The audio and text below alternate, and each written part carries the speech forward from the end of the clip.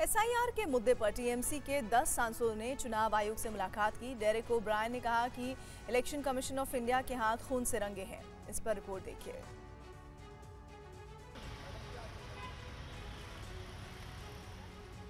देश भर में एसआईआर को लेकर जारी विवाद के बीच टीएमसी के 10 सांसदों का डेलीगेशन आज दिल्ली में चुनाव आयोग के दफ्तर पहुंचकर अधिकारियों से उन्होंने मुलाकात की। सांसदों और चुनाव आयुक्त के बीच करीब 2 घंटे तक मुलाकात चली। मुलाकात के बाद बाहर निकले सांसदों ने कहा कि आयोग ने हमारे सवालों का संतोषजनक जवाब नहीं दिया। टीएमसी के सांसदों ने कहा कि हमने 5 सवाल पूछे लेकिन किसी का भी जवाब नहीं मिला। 10 MPs from the All India Trinamool Congress met with the Chief Election Commissioner, Mr. Kumar, and his team.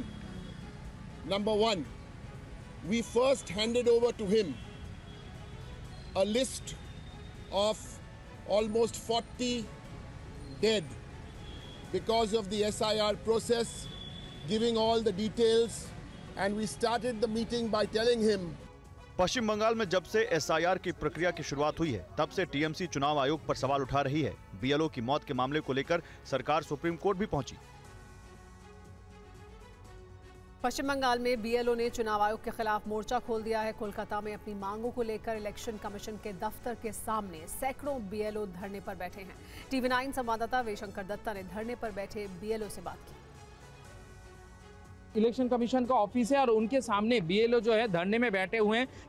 इनका जो प्रॉब्लम है उनको किसी भी तरह एड्रेस नहीं किया जा रहा है। बार बार इलेक्शन कमीशन को बोलने के बाद भी यहाँ पे बीएलओ को धरने में बैठना पड़ रहा है क्योंकि काम की जितनी प्रेशर है और ऐप जिस कदर बार बार फेल कर रहा है, इसको लेकर सवाल उठ रहा है। डिजिटाइजेशन जो मेथड है वो मेथड का हमें तो कोई ट्रेनिंग नहीं दिया गया है और ट्रेनिंग नहीं दिया गया है, इसलिए तो हमें तो बहुत ही तकलीफ हो रहा है। जब हम ऐप को लेकर काम कर रहे हैं तब हमें बहुत डिफिकल्टीज फेस करना पड़ रहा है। ऐप को काम हो रही है रात पे हम काम करके रात 2 बजे बोल रहे हैं कि मैसेज पे अभी ऐप ठीक है काम करो।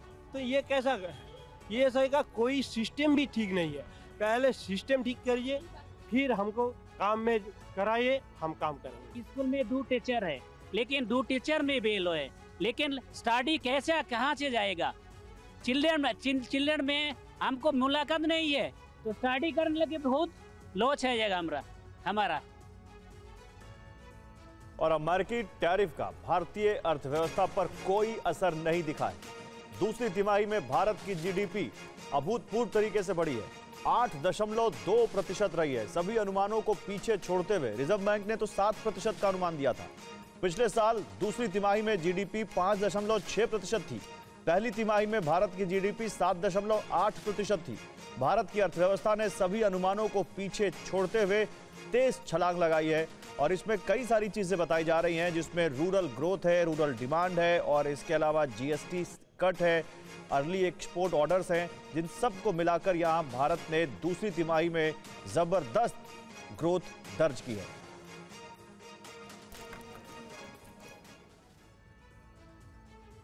और प्रधानमंत्री नरेंद्र मोदी ने आज गोवा में भगवान राम की 77 फुट ऊंची प्रतिमा का अनावरण किया।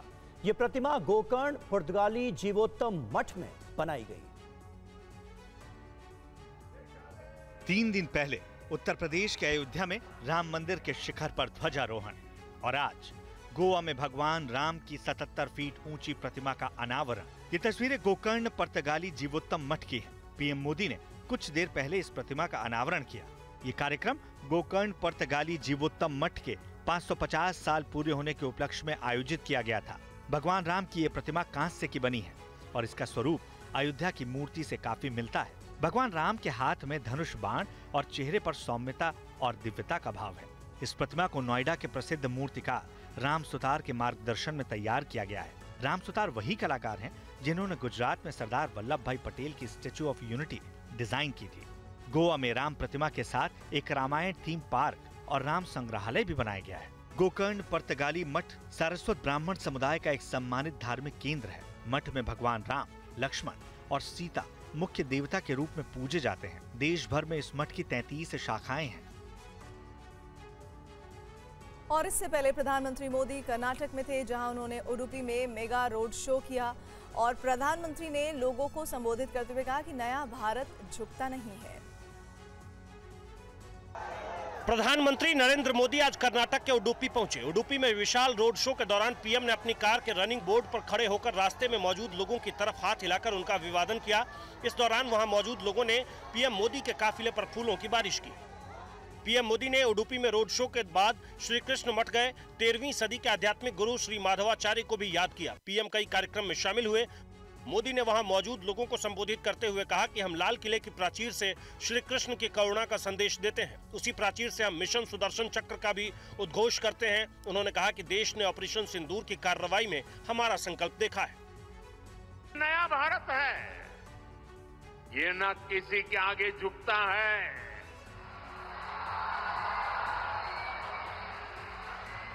और न ही अपने नागरिकों की रक्षा के कर्तव्य से डिगता है। हम शांति की स्थापना भी जानते हैं और शांति की रक्षा करना भी जानते हैं। वर्ल्ड चैंपियन भारतीय विमेन्स ब्लाइंड टीम से प्रधानमंत्री नरेंद्र मोदी ने मुलाकात की है। विमेन्स टीम ट्रॉफी लेकर पीएम आवास पहुंची।